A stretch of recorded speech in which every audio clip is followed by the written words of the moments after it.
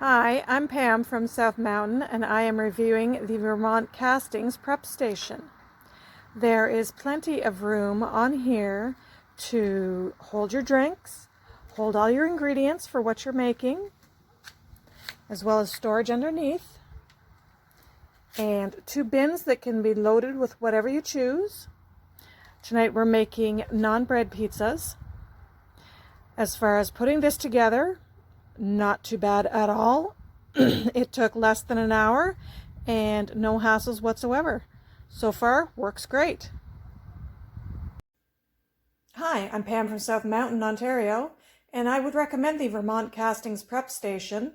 It provides a lot of area to work with. You do a lot of barbecuing, and it also comes with this very handy cover shown to keep your prep station looking new and spectacular.